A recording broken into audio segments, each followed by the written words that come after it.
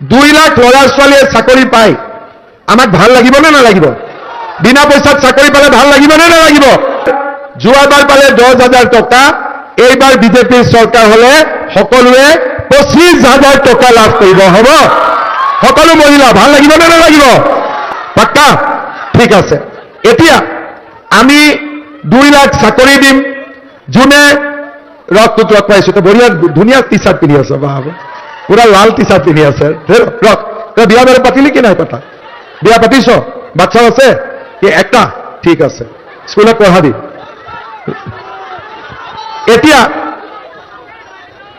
এতিয়া আমি অৰুণোদয় উদ্যমিতা পঢ়াৰ খৰচা খোৱাৰ ব্যৱস্থা কি থাকিলে এতিয়া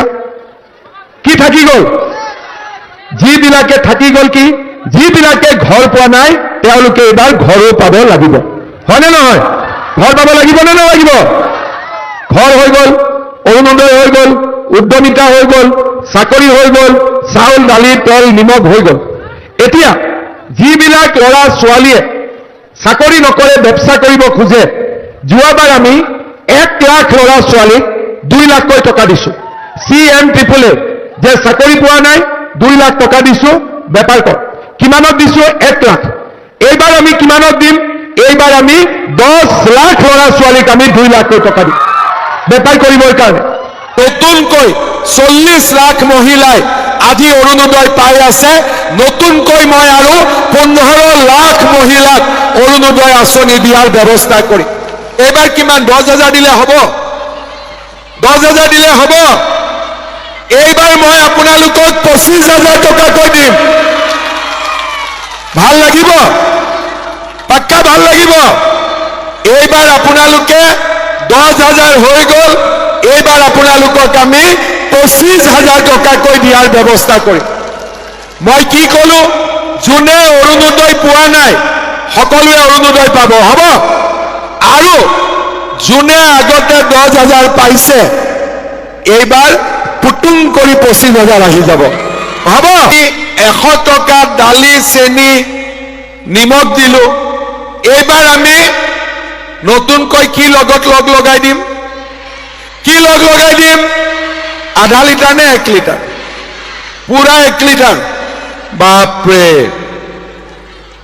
সঁচাই লাগিব নে 1 লিটাৰ তাৰ মানে চাউল পালো দালি পালো চেনি পালো নিমখ পালো লগত আমি 1 লিটাৰ মিঠাতেলো পালো হল 25,000 পালো লগত এইবিলাক বিনামূলীয়াকৈ পালো আৰু এটা মই এইবাৰ আপোনালোকক কাম কৰি দিম আমাৰ যে ল'ৰা ছোৱালীয়ে পঢ়ে আমি নিযুত মইনা দিলো নিযুত বাবু দিলো কিন্তু এইবাৰ মই নিযুত বাবু বঢ়াই দিম নিযুত মইনাও বঢ়াই দিম ল'ৰা ছোৱালীৰ পঢ়াৰ খৰচ দেউতাক মাকে ল'ব নালাগে সব মামাই ল'ব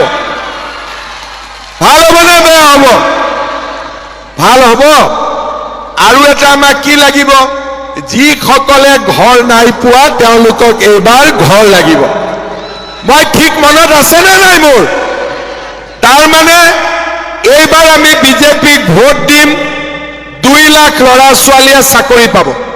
কিন্তু মোৰ এটা কণ্ডিশ্যন আছে এইবাৰ চাকৰি পাওঁতে মই ল'ৰা ছোৱালীক কম চাকৰি পোৱাৰ এবছৰৰ ভিতৰত গুৱাহাটী ঘৰত আনিবই লাগিব হ'ব নহ'লে মাক বাপেকে ৰখি থাকে বিয়া নাপাতে আজিকালি সেইকাৰণে 1 বছৰৰ ভিতৰত বিয়া পাতিব লাগিব হ'ব সেইটো আজি এইবাৰ একদম লিখি দিম আৰু লগতে আৰু এটা কি কৰিব লাগিব 2 লাখ ল'ৰা ছোৱালীয়েতো চাকৰি পালে কিন্তু চাকৰি নাই পোৱা ব্যৱসায় বাণিজ্য কৰিব খোজে তেওঁলোকক আমি কি কৰিম এই বছৰ চাকৰি নোপোৱা বা চাকৰি কৰিব নোখোজা ব্যৱসায় কৰিব ল'ৰা ছোৱালীবিলাকক আমি 2 লাখ টকাকৈ দিলো কিমানত দিলো 1 লাখ ল'ৰা ছোৱালীক দিলো নগাঁৱত কিমানে পালে 700 পালে মই যেতিয়া আশীৰ্বাদ যাত্ৰাত গলো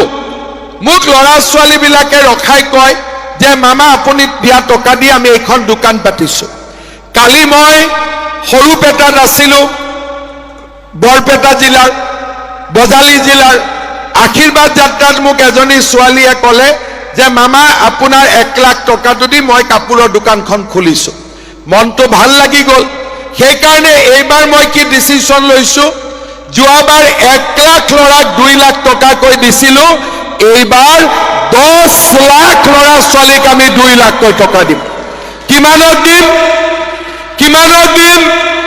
আৰু 10 লাখৰ ভিতৰত নগাঁৱে কিমান পাব এইবাৰ 700 পাইছিলে আজি মই ৰূপক শৰ্মাক কৈ থৈ গলো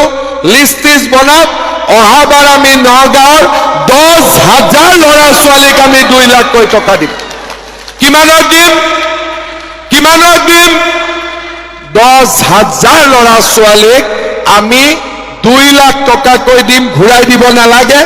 বেংকৰ পৰা নহয় ডাইৰেক্ট চৰকাৰে দিব খালি মোক কাম কৰি দেখুৱাব লাগিব ইমানেই কথা হ'ব এতিয়া আপোনালোকে মোক কওক আগতে আপোনালোকেতো বহুত চৰকাৰ দেখিছে কোনবা চৰকাৰে আমাক অৰুণোদয় আঁচনি দিছিলে নেকি কোনবা চৰকাৰে মহিলাসকলক